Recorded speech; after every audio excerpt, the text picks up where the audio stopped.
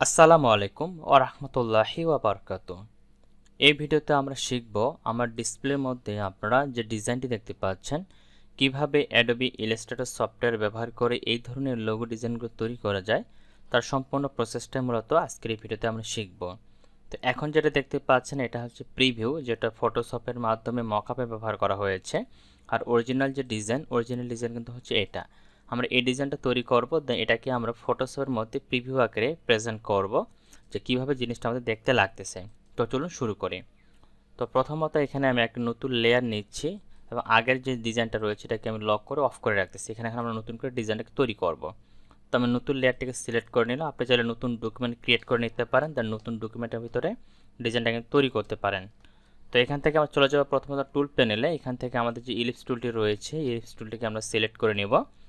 তারপরে এখান থেকে যদি ফিল কালার দেওয়া থাকে এটাকে অফ করে নেব এবং স্টকে ক্লিক করে স্টকের কালার একটা দিয়ে দিব। লাইক দিস, এখানে ব্ল্যাক কালারটা দিলাম এবং স্টকটাকে এখানে আমরা 1pt দিয়ে রাখবো।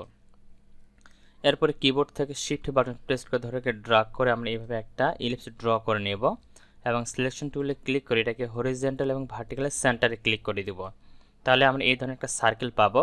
দেন এই সার্কেলটাকে সিলেক্ট করব। সিলেক্ট করার পর চলে যাব এডিট মেনুতে, এখান থেকে কপি, দেন এডিট, এখান থেকে ক্লিক করব পেস্ট ইন ফ্রন্ট, অথবা কিবোর্ড থেকে Ctrl+F প্রেস করতে পারেন। তারপরে কিবোর্ড থেকে অল্টার এবং শিফট বাটন ধরে একটু ছোট করে দিব। লাইক দিস, আমি এটুকু নিলাম। দেন সবটাকেই মানে দুইটাকে একসাথে সিলেক্ট করে নেব। তারপর এখান থেকে আমরা 1pt করে দিব, তাহলে দুইটার স্টক সমান হবে। দেন দুইটাকে একসাথে সিলেক্ট করব। সিলেক্ট করার পর এখান থেকে চলে যাব আমরা ব্লেন্ড টুলে। এখান থেকে আমাদের যে ব্লেন্ড টুলটা রয়েছে এখান থেকে ব্লেন্ড টুলটাকে সিলেক্ট করে নিয়ে এই সার্কেলে একটা ক্লিক করব, দেন এই সার্কেলে একটা ক্লিক করব, তাহলে এই ধরনের একটা সার্কেল চলে আসবে। দেন সিলেক্ট থাকা অবস্থায় ব্লেন্ড টুল ডাবল ক্লিক করব, এই পপ আপ বক্সটা আসবে। এখান থেকে আমি ক্লিক করব, স্পেসিফাইড স্টেপে ক্লিক করব, এখানে 1 দেওয়া আছে 2 করে দিব, তাহলে মোট 4টা সার্কেল এখানে হবে। দেন ওকেতে ক্লিক করব।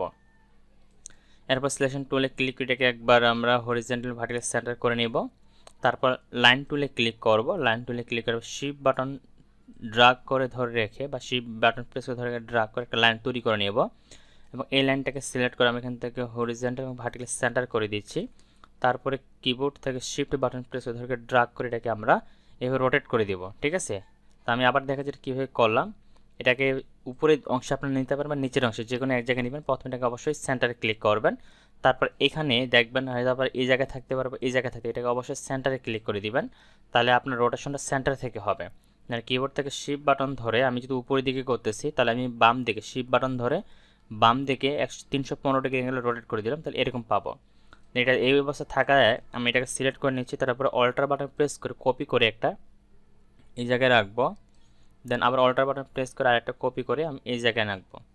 দেন এটাকে সিলেক্ট করে নিচ্ছি। এটাকে সিলেক্ট করে রাইট পাশে ক্লিক করলাম, এখান থেকে ট্রান্সফর্ম, দেন রিফ্লেক্টে ক্লিক করব। রিফ্লেক্টে ক্লিক করার পর এখান থেকে ভার্টিক্যাল 90 ডিগ্রি থাকবে, দেন কপিতে ক্লিক করব। তার এরকম একটা আমরা ডিজাইন পেয়ে যাব।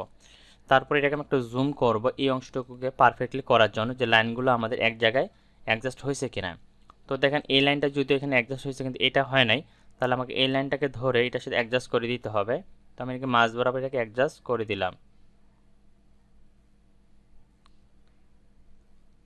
ওকে, তো দেখতে পাচ্ছি একটু বেশি মনে হচ্ছে, এটা আমি আবার একটু বাইরে নিচ্ছি। এটাকে ধরে সুন্দর করে আমি এটাকে এই বরাবর অ্যাডজাস্ট করে নিব। এবার ঠিক আছে, আমি কিবোর্ড থেকে Ctrl+Y দিতে পারি। Ctrl+Y দিয়ে দেখতে পারি এটা অ্যাডজাস্ট হয়ে বসছে কিনা। Ctrl+Y দিচ্ছি আরেকবার, এটা একটু গ্যাপ দেখা যাচ্ছে, এটাকে ধরে আমি এটাকে আরেকটু জুম করে নিব এই অংশটুকু। এটাকে ধরে নিচ্ছি, এটাকে ধরে ড্রাগ করে আমি এই লাইনের সাথে অ্যাডজাস্ট করে দিচ্ছি। এটা অ্যাডজাস্ট হয়ে যাবে। কিবোর্ড থেকে Ctrl+Y দিলাম, আবার কিবোর্ড থেকে Ctrl+Y দিই। এটাকে আগে আমরা এই বড় সার্কেলকে সিলেক্ট করে অবজেক্ট থেকে এটাকে এক্সপান্ড করে দিব, এক্সপান্ড। দেন আমি আবার এই অংশটাকে একটু জুম করব, এই অংশটুকু কিবোর্ড থেকে Ctrl+Y দিলাম। তো এখানে গ্যাপ আছে, এটাকে আমি ধরে অ্যাডজাস্ট করে এখানে অ্যাডজাস্ট করে দিলাম। তো দেখেন অ্যাডজাস্ট হয়ে মিলে গেছে। কিবোর্ড থেকে Ctrl+0 দিলাম, আবার কিবোর্ড থেকে Ctrl+Y দিব। তারপর সম্পূর্ণটাকে আমি এভাবে ড্র্যাগ করে সিলেক্ট করে নিব। সিলেক্ট করার পরে আমি এখান থেকে চলে যাব, এখান থেকে যে শেপ বিল্ডার টুলটা রয়েছে সিলেক্ট করলাম। এখান থেকে একটা কালার নিচ্ছে, লাইক দিচ্ছি, এখানে রেড কালারটা নিচ্ছে, আপনারা যে কোনো কালার নিতে পারেন।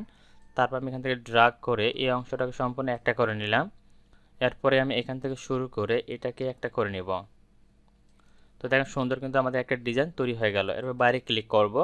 এরপর ম্যাজিক কন্ট্রোলে ক্লিক করে যে কোনো একটা স্টকের উপরে ক্লিক করবা, সব স্টকগুলো সিলেক্ট হবে, দেন ডিলিট বাটন প্রেস করে ডিলিট করে দিব। এরপর সম্পূর্ণ ডিজাইনটাকে সিলেক্ট করে স্টকটাকে আমরা এখানে নান করে দেব এবং আপনি চাইলে এখান থেকে যে কোনো কালার তখন দিতে পারেন। আপনি যে কালারের ফিল কালার নেবেন, যদি এক কালার ইউজ করতে চান এখানে জাস্ট কালারটাকে পিক করে দিবেন, ওই কালারটা চলে আসবে। আর আপনি যদি চান যে আমি গ্রেডিয়েন্ট কালার ইউজ করবো, তাহলে এটাকে সিলেক্ট করে গ্রেডিয়েন্ট টুলে ক্লিক করে এখান থেকে গ্রেডিয়েন্ট কালার আপনি দিয়ে দিতে পারেন, বা এখানে আপনার ডিফল্ট কিছু গ্রেডিয়েন্ট কালার থাকে এগুলো আপনি নিতে পারেন। এই কালারগুলো এখানে অ্যাপ্লাই হয়ে যাবে, ঠিক আছে। আর আপনি যদি চান যে না আমি অন্য কোনো কালার অ্যাপ্লাই করবো, তাহলে আপনি আপনার মতো করে কালার এখানে অ্যাপ্লাই করতে পারবেন।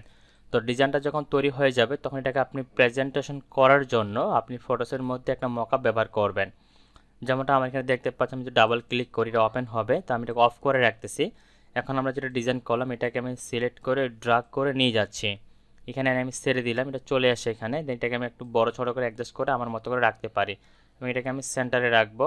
তারপরে টিক মার্কটা দিচ্ছি, এটাকে ক্লিক করে মানে ক্রস বাটনে ক্লিক করে এখানে ইয়েসে ক্লিক করব, তাহলে সেভ হবে। সেভ হলে কিন্তু আমার ডিজাইন এখানে চলে আসবে। তো দেখতে পাচ্ছেন ডিজাইনটা কিন্তু আমার এখানে চলে আসে। তো এই ছিল মূলত আজকের ভিডিওতে কিভাবে আপনি এই ধরনের সিম্পল একটা লোগো ডিজাইন তৈরি করবেন, তার পুরো প্রসেসটি স্টেপ বাই স্টেপ। তারপরে যদি আপনাদের বুঝতে কারো কোনো জায়গায় সমস্যা হয়ে থাকে অবশ্যই সেটা আমাকে কমেন্টে জানাতে পারেন, আমি সেই বিষয়গুলো ক্লিয়ার করতে চেষ্টা করবো ইনশাল্লাহ। তো সবাই ভালো থাকবেন, সুস্থ থাকবেন, দেখাবেন নেক্সট ভিডিওতে। আল্লাহ হাফেজ।